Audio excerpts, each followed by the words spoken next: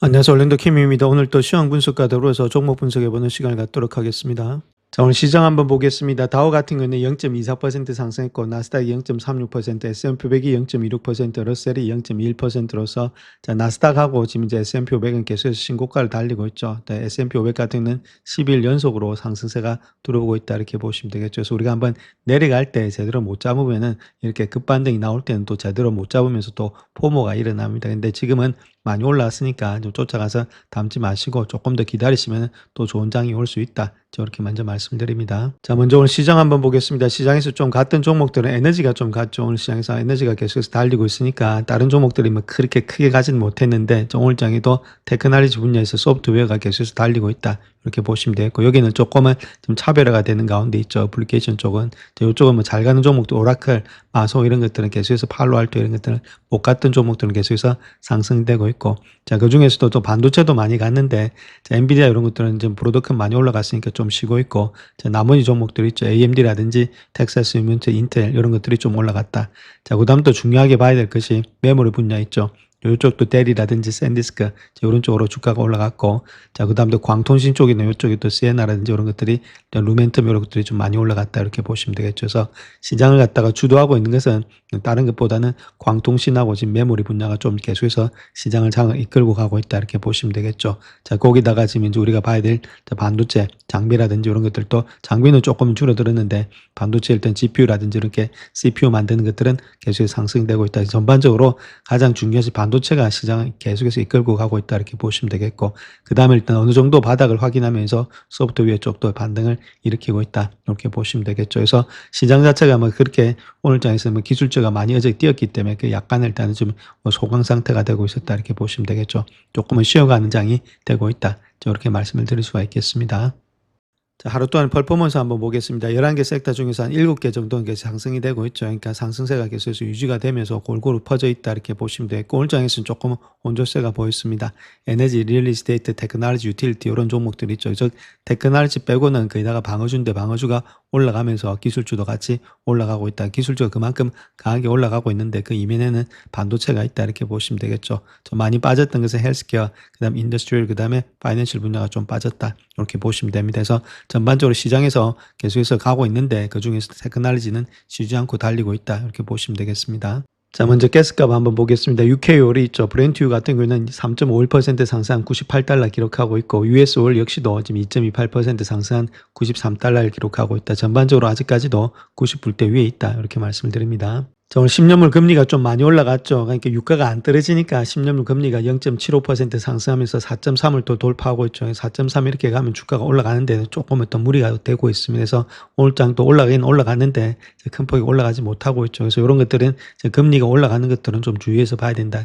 아무래도 러셀하고 많이 관련이 있다 이렇게 말씀을 드립니다. 자, 그래서 금리가 그렇게 올라가는 이유가 아무래도 오일 탱크들이 있죠. 이런 것들이 지금 호르무즈 해협을 통과하지 못하고 있다는 겁니다. 전쟁 전에는 이 정도까지 됐던 것이 20 정도 됐던 것이 지금은 거의 0에 가깝다 이렇게 보면 되겠죠. 막 한두 척에 가까우니까, 자, 아무래도 이런 것들이 지금 이제 되고 있으니까 유가가 급등하고 있다. 유가가 급등하고 있으니까 물가 자체가 떨어지지 않을 것이다. 그러니까 금리가 좀 올라가는 입장이 있다. 자, 그렇게 보시면 되겠습니다.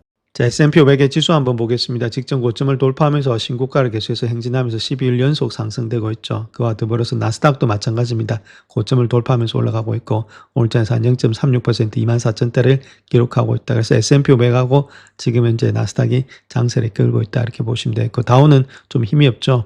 이유는 아무래도 석유 관련된 제품들이 많기 때문이다. 자, 러셀도 좀 올라가고 있는데 아직까지는 신고가를 돌파 못했는데 금리가 너무 올라가게 되면 요건 조금은 조심해야 된다. 저렇게 말씀드립니다. 자, 그래서 다음 요 차트 하나 보시게 되면 왼쪽에 있는 거 있죠. 요거 자체는 일단 나스닥 지수다 이렇게 보시면 되고, 나스닥 지수는 이제 일단 지금 이제 상승폭을 돌파하면서 좀 고점을 돌파하고 있죠. 반면에 저번에도 말씀드렸듯이 삭스 지수는 벌써 고점을 돌파하면서 가고 있다는 겁니다. 그래서 우리가 항상 보실 때 가장 중요한 것이 어느 것이 지금 주도주가 되고 있는지 그걸 아시게 되면은 그쪽에 투자하게 되면 더 많은 이렇게 상승폭을 더 많이 먹죠. 이제 여기는 이제 올라오고 있는데 얘는 벌써 올라가는 폭이 다르다는 겁니다. 그래서 항상 주식을 하실 때는 어떤 종목이 주도주가 되고 있는지를 우리가 체킹하시면서 그 종목들에 한해서 그 거래를 하시게 되면 더 많은 수익을 볼 수 있다. 그래서 이렇게 지금 반도체 관련 주식들은 계속해서 올라가고 있기 때문에 이것이 꺾이지 않는 한 주가는 달릴 수 있다 이렇게 보시면 되겠죠. 그래서 우리가 지수 보기 전에 먼저 반도체 지수가 삭스가 계속해서 가고 있는지 체킹하시자 이렇게 말씀드립니다. 자, 시타델의 루브네잇에서는 포지셔닝이 재조정되고 있고 변동성이 줄어들었기 때문에 자금의 유입이 재개되면서 시장 배경에 의미 있는 변화가 나타나고 있다. 그렇게 말하면서 실적 발표 시즌의 중심부로 접어들면서 시장의 관심은 다시금 펀더멘털로 돌아가고 있고 개별 종목 중심의 시장 환경이 점차 자리 잡고 있다 이렇게 말하고 있죠. 동시에 비경제적인 전략의 레버리지 활용의 증가라든지 기관 투자가들의 위험 감소 확대, 세금 신고 이런 거 시즌 이후에 개인 투자가들이 재투자가 될 것으로 보여지고 있고 자, 기업들의 자사주 매입 재개로 인해서 수익 불균형이 나타나고 있다. 이렇게 말하고 있죠. 자, 기관들의 옵션 자금의 유입은 지난주 말부터 더욱더 긍정적인 방향으로 전환이 되었고 이번 주 초에도 지속돼서 최근 이틀간의 매수세가 강세를 보이고 있다. 2024년도 10월 이후에 아무래도 당사 플랫폼에서 가장 큰 주간의 매수 평량을 기록할 것으로 예상이 되고 있다. 그렇게 말하고 있고 포지셔닝이 만기일이 더 장기인 그런 옵션으로 확장되고 있고 개별 종목에서 6월과 9월의 만기 옵션에 대해서 상승 매수세가 증가되고 있다. 앞으로 장기적으로 본다면 또 상승 가능성이 있다 이렇게 보시면 되겠죠. 그래서 이런 것들이 3월 내내 나타났던 단기적인 전술적 거래 활동에서 벗어난 주목할 만한 그런 변화가 되고 있다. 그렇게 이야기를 하고 있습니다. 자, 그래서 이 차트 하나 보시기 이거는 인스티튜셔널 옵션이죠. 그러니까 기관들의 옵션 자금이 어떻게 되고 있냐면 콜하고 풋콜 레이쇼를 봤을 때 아무래도 콜 쪽으로 상당히 많이 형성되면서 이번에 자금이 콜 쪽으로 많이 들어오고 있다.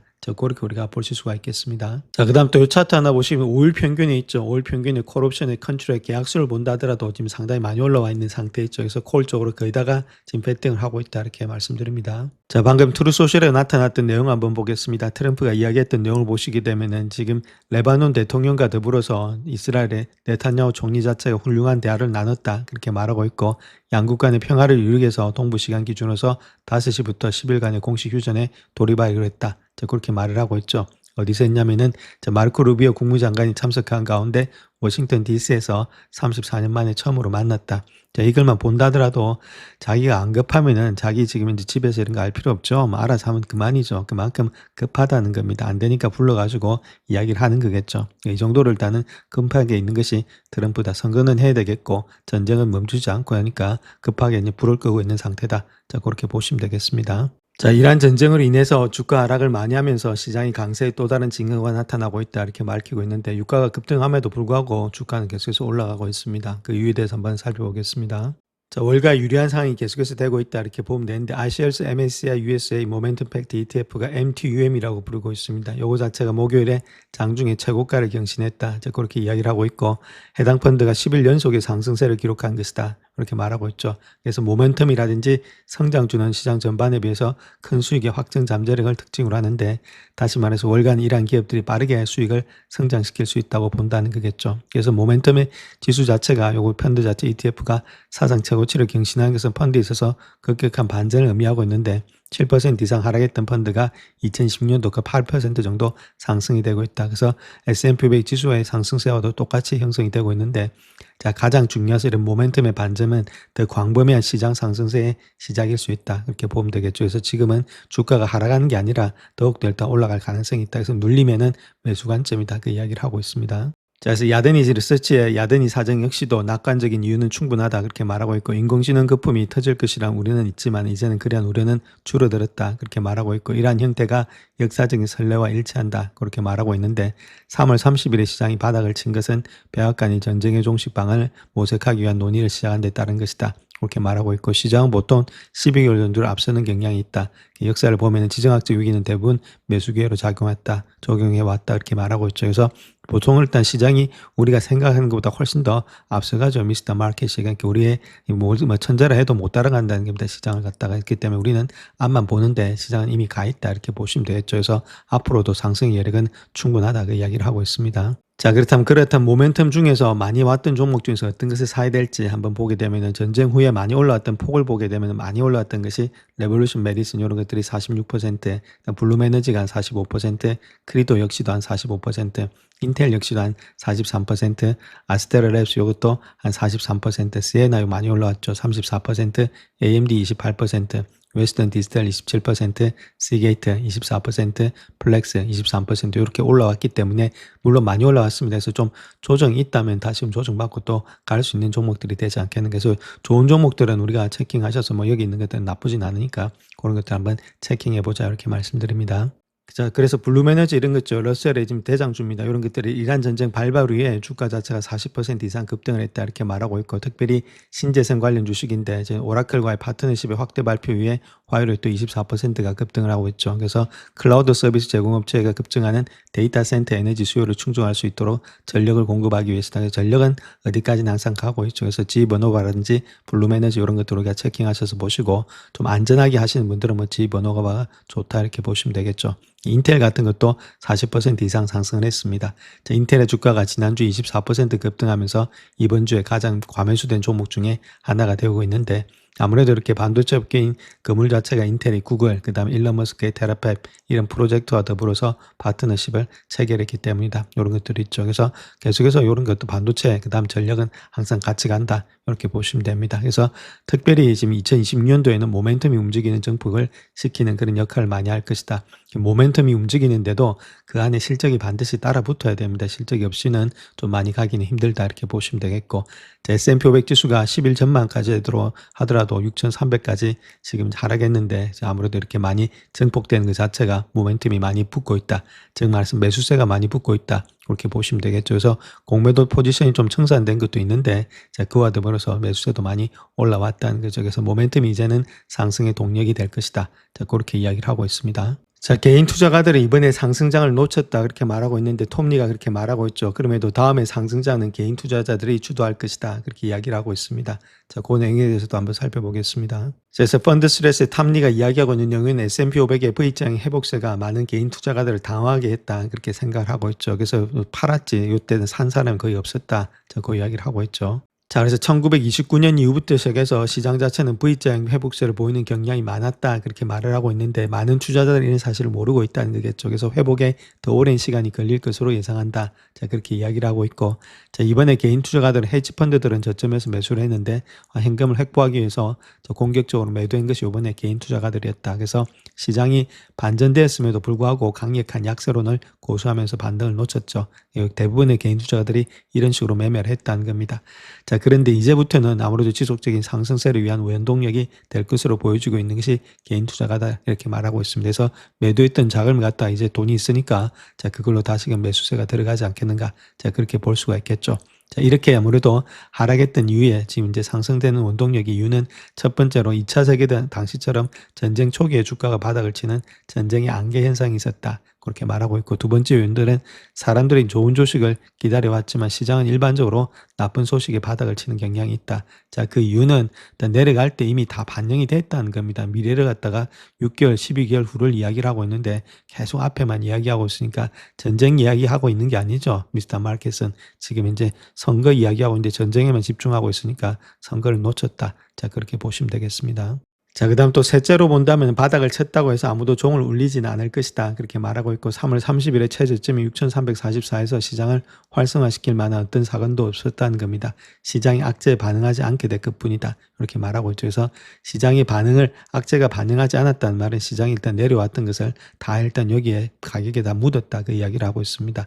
자, 네 번째는 아무래도 전시 지출 자체가 경제에는 긍정적이다. 그래서 이미 수익 전망치가 상승하고 있다 이렇게 말하고 있죠. 그래서 이건 다시 한번 가장 혐오받는 V자형 집회가 벌어질 조짐을 보이고 있다. 이렇게 말하고 있고, 자, 가장 중요한 펀드 스트레스는 전쟁 발발 이후 뛰어난 성과를 보여온 그룹들이 경기 회복을 주도할 것이다. 이게 중요하겠죠. 그것이 기술주 M7과 같은 비트코인과 같은 암호화폐다. 이렇게 말하고 있는데, 물론 암호화폐도 지금 이제 기술주하고 같이 갈 건데, 특별히 기술주 M7 이런 것들이 아무래도 저점에서 매수하기 좋은 주식들이다. 지금도 좀 올라가고 있는데 좀 빠진다면은 매수 관점에서 들어가자. 자, 그 이야기를 하고 있습니다. 자, 또한 시타델에 있어서 스콘 루브너 역시도 마찬가지로 그런 이야기를 하고 있죠. 개인 투자가들의 참여가 다시금 활발해지고 있다. ETF나 지수보다는 개별 종목 거래 활동이 증가되고 있다. 그렇게 이야기를 하고 있습니다. 특별히 이번에 2025년도에 주식시장이 호황을 누렸죠. 그래서 세금을 4월 15일까지 납부해야 되니까, 자, 그런 걸로 인해서 좀 주가를 갖다가 틀은 것도 있습니다. 대부분의 일단 고액자산가들은 그거 털어가지고 주식 털어가지고 세금 내야 되니까, 그래서 그런 것들이 조금의 하락세도 있었다. 자, 그렇게 우리가 보실 수가 있겠습니다. 자, 그다음 또 소프트웨어 주식도 마찬가지로 시장 반등에 합류했는데 그렇다면 마이크로소프트 같은 주식이 바닥을 찍은 건지 거기에 대해서 한번 살펴보겠습니다. 자, iShares의 확장 연기술 소프트웨어 ETF 자체가 주가 자체가 11% 이상 급등하면서 연초 위에 급락세를 일부 만회를 하고 있는데 그 했던 이유는 인공지능이 소프트웨어 기업의 시장 점유율을 잠식할 것이다. 그런 우려로 인해서 2010년 전망치는 여전히 21% 정도 하락해 있는 상태에 있다. 자, 그럼에도 불구하고 공격적인 매도세는 당분간 좀 끝나지 않았나. 그렇게 보여주고 있죠. 그래서 끝났기 때문에 좀 쌍바닥 이런 것들이 나오고 있다. 이렇게 보시면 되겠고. 9월 고점 대비해서 한 37% 하락한 현재 5차 파동이 하락 파동이 $70 중반대에서 익숙한 지지선에서 유지되면서 마무리될 가능성이 높다. 이렇게 말하고 있죠. 그래서 200주의 단순 이동 평균선을 회복하려는 그런 입장이 있다. 이렇게 말하고 있고 아직 명확한 구조적인 저점 패턴은 보이지 않았지만은 헤드앤숄더 패턴이 형성되면서 3파동의 여름 랠리를 이끌어갈 가능성이 있다. 이렇게 말을 하고 있죠. 물론 지금 이제 차트상에서 보면은 좀 반등이 일어날 가능성이 있는데 어느 정도 저점은 형성한 거 아니냐. 그 이야기를 하고 있습니다. 자, 그래서 차트를 보시게 되면 이별선 밑에는 있는데, 그럼에도 불구하고 저점에서 좀 반등은 일어나고 있다는 거겠죠. 75불대 이런 데서. 그런 가운데 있고, 또 쌍바닥 이런 것들이 좀 나타나고 있기 때문에 주가 자체가 완전히 무너진 건 아니다.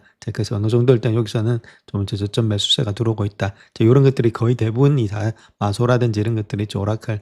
그런 것들이 다 같이 올라오고 있는 그런 입장이 있다. 이렇게 보시면 됩니다. 자, 그래서 IGB에게는 이것이 바닥일 수도 있지만 최종 바닥은 아닐 수도 있다. 그럼에도 불구하고 펀드의 주요 보유 종목 중에 일부는 최악의 상황에서 지나갈 가능성이 많이 있다. 이렇게 말하고 있죠. 그래서 마소라든지 오라클, 그다음에 팔란티아, 세일즈포스, 팔로알토 이런 것들도 마찬가지로 큰 폭의 하락에서 어느 정도는 반등에 임하고 있다. 그렇게 이야기를 하고 있습니다. 자, 그래서 마소 한번 보겠습니다. 마소도 마찬가지로 직전 저점에서 좀 반등이 되는 그런 쌍바닥의 느낌이 있죠. 자, 그런 가운데 있다면 어느 정도 이 정도는 일단 바닥을 찍었다 이렇게 보시면 되겠죠. 그래서 만약에 좀 눌린다면 우리가 또 매수 관점에서 들어가야 되지 않겠는가. 자, 그렇게 보여주고 있고. 저 오라클 한번 보겠습니다. 자, 오라클 마찬가지죠. 오라클 역시도 지금 이제 바닥권에서 뜨리바닥 정도 되고 있죠. 이것도 마찬가지로 이렇게 바닥권에서 올라가는 모양이 있습니다. 거기다가 이런 모양들이 나타나고 있는 것이 현재 모습 속에서의 지금 소프트웨어 주식들이다 이렇게 보시면 되겠죠. 팔란티어도 마찬가지죠. 이렇게 바닥권을 치면서 올라가고 있습니다. 거기다가 지금 나타나고 있는 것이 쌍바닥이 나타나고 있다. 이렇게 보시면 되겠죠. 자, 그 다음 또 하나 더 보시게 되면 팔로알토 같은 거 있죠. 팔로알토도 마찬가지입니다. 자, 이런 것들도 마찬가지로 주가 자체가 좀 쌍바닥을 치면서 올라가는 모양이 있습니다. 그런 가운데 있기 때문에 거기다가 이런 모양을 나타내고 있다. 그래서 소프트웨어 업종들이 조금 일단은 지금 바닥권이 형성되지 않았나 그렇게 보여집니다. 자, 그런데 에브코 ISI에서 이야기하고 있는 내용을 한번 보시게 되면 소프트웨어 복구가 지속될 가능성에 대해서는 좀 회의적이다 그렇게 말하고 있고 일제히 움직이는 모습은 이번에 상승세가 얼마나 지속될지에 대한 우려를 불러일으키고 있는데 특별히 소형주, 중형주 이런 것들도 대형주와 함께 급등했다. 그래서 마소라든지 세일즈폴스 이런 펀더멘탈에 아무래도 불구하고 기업 가치가 저가 영역으로 기울었던 그런 고품질의 기업들의 반등은 당연한데 아까 보셨던 것들 근데 규모가 작은 기업들의 주식은 인공지능 시대에서 전망이 더욱더 불투명하다. 그래서 지금은 소프트웨어 주식이 선별 과정을 거칠 것으로 예상이 되고 있다. 그래서 성공적인 소프트웨어 투자자는 투자 기회를 찾을 때 신중해야 된다. 그래서 우량주를 하시면은 문제가 없는데 중소형주는 하지 말자 그 이야기를 하고 있죠. 그래서 인공지능의 기능 도입 자체가 해당 업계에서 더 큰 변동을 초래할 수 있다. 그렇게 말하고 있습니다. 그래서 신중한 투자 선택을 해야 되는데 아까 보셨던 그렇게 아무래도 우량주 중심으로 하시면은 큰 문제는 없다. 이렇게 말씀드립니다. 자, 마이클 버리 역시도 AI 관련된 매도세 이후에 세일즈포스를 비롯해서 소프트웨어 주식의 하락세를 이용해서 매수했다. 자, 그렇게 또 밝히고 있죠. 자, 그래서 마이클 버리가 이야기하고 있는 내용을 보게 되면 최근에 매도세가 사업의 펀더멘털 악화가 아니고 기술적인 요인이다. 그것 때문에 일단 주가가 많이 하락했다. 그 이야기를 하고 있죠. 그래서 소프트웨어 회사와 관련된 은행 부채 증가, 주가 하락 사이에 여러 가지 일단 이런 갭이 아무래도 매수 기회다. 이런 것들 때문에 주가가 많이 떨어졌다는 겁니다. 그래서 이런 것들 자체가 민간 신용이라든지 소프트웨어 부채 문제 이런 것들의 기술적인 압력이 주시장에는 장기간에 영향을 미칠 만큼의 크지가 않다. 그 이야기를 하고 있죠. 그렇기 때문에 이럴 때가 매수 관점에서 들어가야 된다. 그 이야기를 하고 있습니다. 자, 그 다음 또 가지고 있는 종목들 보게 되면 오토데스크, 어도비, 그 다음에 세일즈포스 이런 것들이 있는데 자, 가장 중요한 특정한 사업 모델 때문에 대규모 은행 모델로 인해서 심각한 영향을 받는 기업은 소수에 불과하다가 엔트로픽이 나와서 영향을 미치는 기업들은 소수라는 거죠. 그러니까 자기가 가지고 있는 기업들과 상당수 기업들에게서는 그런 현상을 발견하지 못하고 있다. 그렇게 말을 하고 있습니다. 자, 그런 가운데 있기 때문에 좋은 종목들에 있어서는 큰 문제가 없다. 마이클 버리도 그렇게 이야기를 하고 있죠. 자, 다음 코이브 소식인데 코이브가 10억 달러지 추가 조달을 위해서 채권 발행 규모를 갖다 확대하면서 AI 관련 부채가 유행하고 있다 이렇게 말하고 있죠. 그래서 코이브는 투자자와 고객의 폭발적인 수요에 힘입어서 목요일에 고수익 채권 발행 규모를 27억 5천만 달러로 확대한다 그렇게 말하고 있습니다. 물론 수요가 많으니까 이제 이렇게 할 수 있는데 이런 것들 아무래도 좀 또 부채가 많으면은 또 수익이 언제 나오냐 그게 대해서 또 의문을 가질 수 있겠죠. 그래서 계속해서 좀 지켜봐야 된다 이렇게 말씀드립니다. 자, 코이브 같은 경우에서는 9.75%의 선순위 무담보 고수익 채권에 10억 달러를 추가로 확보하면서 총 발행액을 27억 5천만 달러로 늘리고 있는데 최근에 메타와의 파트너십을 또 확대하고 있죠. 그래서 컴퓨팅에 대한 끊임없는 수요 덕분에 코이브는 자금 조달에 성공했고 그 결과 매출의 잔고가 900억 달러 이상으로 증가되고 있다. 그렇게 밝히고 있습니다. 자, 이번에 10억 달러 규모의 추가 투자 자체는 코이브가 다양한 기관 투자가의 유치 경로를 확보하기 위한 전략의 일환이다 그렇게 밝히고 있고 수요일에 양적 거래 전문 기업인 제인스트리에서 60억 달러 규모의 컴퓨팅 서비스를 제공하는 계약을 체결했는데 또한 제인스트리는 코이브 주식에 10억 달러 정도를 투자하고 있죠. 그래서 다른 것보다는 매출의 잔고가 증가되고 있고 자, 끊임없는 그런 수요가 많다는 거겠죠. 자, 이런 것들이 아무래도 코이브의 상승의 원인이 되고 있다 그렇게 보시면 되겠죠. 자, 또한 지난 3월에 회사는 획기적인 85억 달러 규모의 지연의 인출형 기간 대출을 발행했는데 이 대출은 투자 등급을 획득한 최초의 AI 인프라 대출이 되고 있다. 그래서 GPU라든지 투자 등급의 고객 계약을 담보를 하고 있다 이렇게 말하고 있죠. 특별히 소파의 기준금리보다도 2.25% 높은 금리로 조달되었기 때문에 이자율은 6% 미만이었다. 그래서 자본 비용을 크게 낮출 수 있었다. 그렇게 밝히고 있었습니다. 자, 그래서 현재 코이브의 자금 조달 계획은 최근 몇 주 동안에 급증한 고객들의 계약 수요를 충족하는 데 있어서 도움이 된다. 수요가 많았기 때문에 이렇게 지금 현재 자금 조달을 한다는 게 이야기가 되겠죠. 그래서 메타는 코이브와 파트너십에서 210억 달러를 추가 투자했고 엔트로픽은 새로운 고객으로 합류가 되었다. 그래서 다른 것보다 이 모든 것들 성장을 갖다 가속하고 고객의 성장을 직접 지원하는 데 투자하기 위한 것이다. 어디까지는 수요가 많기 때문에 투자하는 거다 이렇게 말하고 있죠. 그래서 과도한 부채로 비판을 받아왔지만 수요에 따른 차입이다. 자, 그 점을 강조하고 있다는 거겠죠. 그래서 지속 불가능한 자금 조달이라는 우려를 반박해오고 있다. 그렇게 이야기를 하고 있습니다. 또한 이런 여러 가지 최근에 체결된 계약들로 인해서 심평기관들로부터 평가가 재무 상태에서 더 강화되고 있다 이렇게 말하고 있죠. 자, 이런 것들이 아무래도 코이브가 수주 잔고를 크게 늘렸다는 것들 그래서 회사의 신용도에 긍정적인 영향을 미치고 있다. 그래서 지금 이제 무디스에서는 BA3 등급을 받고 있고 부채가 투기 등급에 해당함을 의미하고 있다. 약간의 투기 등급이라 하더라도 이렇게 수주 잔고가 크게 늘어나고 있기 때문에 큰 문제가 없다. 그 이야기를 하고 있습니다. 자, 그래서 코이브 같은 경우에는 2025년도 말 기준 668억 달러의 매출의 수주 잔고를 기록했고 최근에 일단 900 달러 이상으로 증가된 것으로 보여지고 있죠. 그래서 자본지배학적이고 부채 비율이 높은 사업에서 2020년도에 자본 지출을 300억에서 350억 달러로 예상하는 그런 상황에서 장기 계약의 현금 흐름은 필수적인 신용 지원이다. 그렇게 밝히고 있습니다. 그래서 지금 수입 즉 말해서 아무래도 수주 잔고가 없으면 문제가 되고 있는데 수주 잔고가 있기 때문에 크게 문제는 없다. 결론적으로 그렇게 이야기를 하고 있습니다. 자, 인공지능 관련된 그런 네트워킹 관련 주식이 올해 들어서 2배로 올랐는데 뱅크 오브 아메리카에서는 앞으로 더 오를 예지가 있다 이렇게 전망하고 있는데 그 내용에 대해서 한번 살펴보겠습니다. 자, 그래서 그 회사는 시에나 주식회사다 이렇게 말하고 있는데 수요가 급증하는 추세가 지속되고 있기 때문에 주가 상승 여력은 더 크다 그 이야기를 하고 있죠. 그래서 지금이 355달러 정도로 목표 주가를 주고 있는데 550달러까지도 상향 조정한다 그렇게 이야기를 하고 있습니다. 그래서 이런 주식들은 좀 봐야 되지 않나 그렇게 보여지고 있고 자, 특별히 일단 3배 가까이 일단 상승했죠. 지난해 그렇게 올랐던 이유가 또 2배로 2016년대도 오를 가능성이 있는데 다른 게 아니라 광학의 슈퍼사이클의 중심에 있다는 겁니다. 광학 관련주들 있죠. 루멘텀, 코일런트 이런 것들 아무래도 이런 것들의 주가가 더욱더 상승할 수 있는데 그 이유는 70억 달러에 달하는 수주 잔고 그다음에 하이퍼스케일러들의 폭발적인 자본 지출을 고려해 볼 때 아무래도 연결 수요 그래서 네트워크 연결 수요가 더욱더 증가될 것으로 예측이 되고 있다. 그렇게 이야기를 하고 있죠. 자, 특별히 수요가 몇 가지 촉매제에 의해서 주도되고 있는데 첫째는 AI 데이터 센터라든지 BAI 데이터 센터 모두에서 투자를 필요로 하는 엄청난 대역폭의 증가가 되고 있고 둘째는 2010년도부터 시작해서 2018년도까지 대규모의 데이터 센터 구축과 이를 통한 상호 연결의 확장이 기회가 되고 있다. 그래서 아무래도 2017년도 중반까지는 충분히 가지 않겠나 그렇게 보여주고 있습니다. 자, 그래서 현재 시에나 주가를 본다면 예상 수익률이 70배가 넘는 가격에 거래되고 있는데 그 이유는 향후에 성장이 가속화를 있다는 거죠. 그 성장이 많기 때문에 이 정도의 멀티플에 확장을 주고 있기 때문에 가치평가가 적절하다 그 이야기를 하고 있지만 루멘텀도 마찬가지고 그런 것들이 전부 다 가치평가 상당히 높게 형성이 되고 있습니다. 멀티플 확장을 주는 이유는 성장이 많다는 이야기가 되겠죠.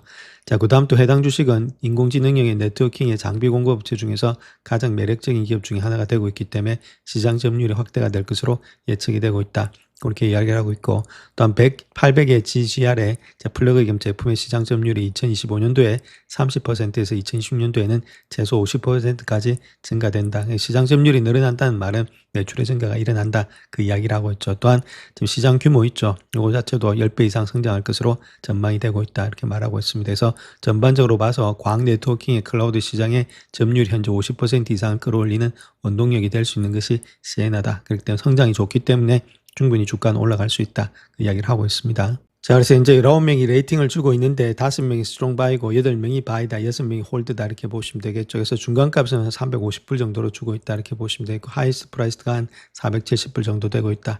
조금 일단 내려오면은 그때 또 담아가시자 이렇게 말씀드립니다. 자, 오라클의 주가를 보게 되면 이번 주에 한 30% 급등했지만 차트를 보면 아직까지는 매수하기에 늦지 않았다 그렇게 밝히고 있죠. 그 내용에 대해서도 한번 살펴보겠습니다. 자, 그래서 오라클의 차트만 가지고 이야기하고 있습니다. CNBC에서는. 근데 우리가 차트만 보면 안 되고 반드시 펀더멘탈하고 같이 봐야만 이 시너지 효과가 나타난다 이렇게 말씀드립니다.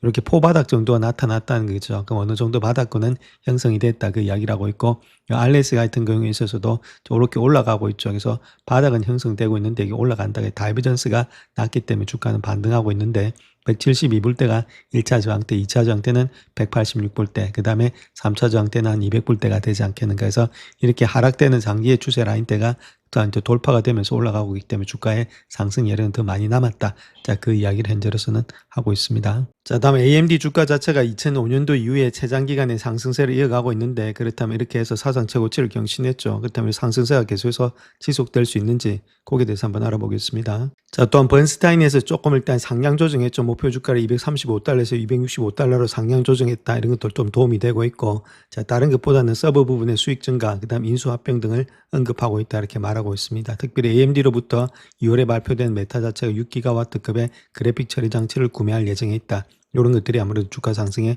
원동력이 되고 있다 그렇게 밝히고 있죠. 자, 특별히 AMD 같은 경우는 서버 CPU 분야에서 강점을 보이고 있고 긍정적인 평가를 내리고 있는데, 자, 아무래도 그럼에도 불구하고 AMD가 회사 지분의 상당 부분을 넘겨주지 않고도 대규모 AI 계약을 체결할 수 있다는 것을 아직까지는 입증을 하지 못했다 그렇게 이야기를 하고 있죠. 이런 것들은 조금은 문제가 될 수 있는데, 자, 그 조항 자체를 본다면 이번 계약을 통해서 메타는 AMD의 주식의 1억 6천만 주에 해당하는 성과 기반의 워런트를 받게 된다. 자, 그런 것들의 성과 지표 아직까지 공개가 되지 않았죠. 그리고 이런 것들이 약간의 리스크도 있다. 자, 그렇게 보시면 되겠습니다. 자, 그 다음 또 브로드컴의 주가가 2023년도 이후에 최고의 상승세를 보이고 있는데 그렇다면 이 반도체 주가를 끌어올린 요인이 어떤 것인지 거기에 대해서도 한번 살펴보겠습니다. 자, 그래서 이렇게 상승되는 이유 중에 하나는 반도체 업계가 호재가 되고 있다는 거겠죠. 특별히 전쟁 후에 반도체 주식에 투자자들이 다시금 몰려들고 있다는 거겠죠. 또한 2010년도 비메모리 반도체 시장의 연간 성장률을 22%에서 26%로 상향 조정한다 이렇게 뱅크 오브 아메리카에서 밝히고 있고,